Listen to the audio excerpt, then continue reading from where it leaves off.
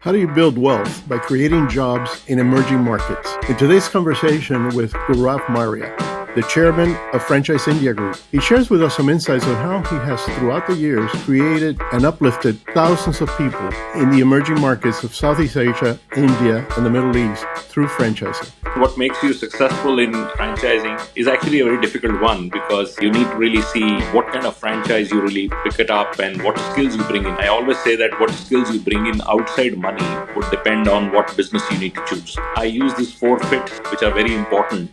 One I call the strategic fit, the financial fit, the operational fit, and the marketing fit. If you have these four fits, all four are important. There is one critical fit in terms of what business you choose. I believe in it. I believe that anywhere that you go, you feel that the only survival solution or solution for survival is through franchising. So let's get to it.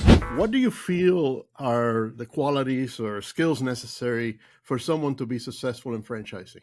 Thanks, William, to invite me to your podcast. And I think we enjoy a journey together, a long journey together. So answering your question, what makes you successful in franchising is actually a very difficult one because, you need to really see what kind of franchise you really pick it up and what skills you bring in. I always say that what skills you bring in outside money would depend on what business you need to choose. And I use these four fits, which are very important. One I call the strategic fit, the financial fit, the operational fit, and the marketing fit.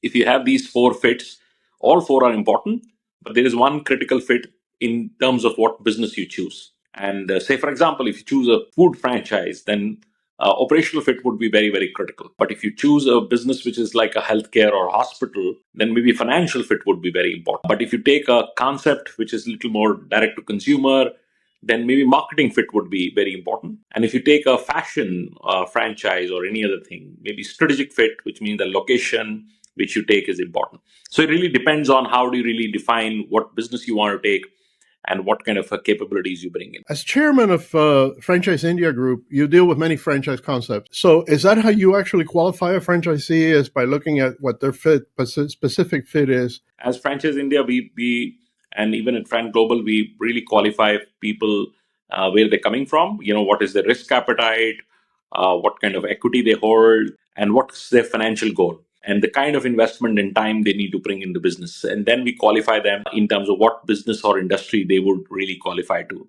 I normally correct 4 dots. What industry you need to choose. In that industry, what brand you will need to do, and what is your financial goal, and what is your micro market where you're going to operate the business. Unless and until all 4 dots get connected, you're not qualified for a specific business. So this is a very precise qualifier that you use, no? It's almost like foolproof. It's very difficult to say foolproof and if you run a business, there is a risk in that. But the only way help we can do with our experience is to reduce the risk. If you qualify and you discover a right opportunity and you're confident about it, you can reduce your risk. But there is no business I know which is completely risk-free. So our help is to reduce the risk. This is good coming from the franchisor end. So from the franchisee end, what question should I be asking you if I'm looking at a concept or a specific concept in franchising? These days, earlier we used to talk about your past performance and things like that. Now businesses are changing. They're much more different in terms of what a classic franchise business used to be. So at this stage, one has to ask about the consumption patterns. You need to ask about a lot of business intelligence, which is very important these days. You need to also ask about, what kind of sport and technology you will bring in, because these days every business comes with a lot of business knowledge, and that business knowledge indicates you where it is headed. And that's something which is very important to me. And also the future of franchising is about building this business intelligence behind. Even though you've done business all over the world, but India is your core market, why do you feel franchising is so popular in the Indian market, or has been for years? It comes from partially the British heritage, because we have been British colony for many years, and it made us a shopkeeper nation. So hardworking people, they want to buy a business and they want to run and operate the business. And you see Indians everywhere in the world are great shopkeepers, so running 7-Elevens or running small pizza outlets or even motels, because they're very operationally involved, hardworking community. So that really runs into the whole community. Another thing which is very big, because India is a very large country like United States, and we don't create jobs in every cities. So only 6-7 cities we create jobs, but people are getting educated. We do 8 million people graduate every single year. So when they graduate, They don't want to do blue collar jobs. So they're looking for businesses which they can really be empowered and they can create further jobs. And that's one of the areas why Indian economy is growing, because our small businesses are growing. India leads the way in technology in many ways. How do you marry those two sectors, business coaching with technology? So I think technology is now part and parcel of everything you do. And rather than technology, business intelligence, artificial intelligence, and a lot of other things which would become part of our life. Rather, I would say data would become a very important component of your diagnostic.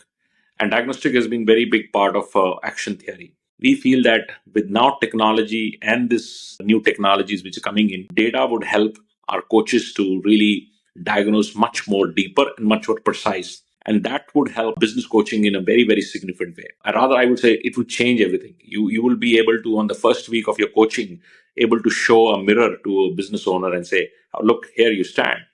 Because the technology would help you to really get that firm data, which normally small business owners don't have. And you also get involved in the community as a group, as an organization. What other areas of franchising are you involved at this time? Yeah, pretty much everything, William. You know that I run a large company, so it's 1,200 odd people placed in 12 countries, and I've been privileged to have friends like you who are very experienced and much more experienced than when I joined in. So I get to learn a lot and bring it to this part of the world. So you were always part of the developed world and had much more exposure with much more mature brands. So I always say that it's the friends like you who help me to explore that, and then I share it with my set of communities in India, Bangladesh, Sri Lanka, Middle East, and Southeast Asia, and which still I feel that is 10, 15 years, 20 years behind mature franchising, and that's my journey. So I keep learning from the most developed and structure and bring it back to more developing economies. It speaks highly for franchising, and I think franchising is here to stay, and I think it's going to be there. I don't see another business model that works as successfully.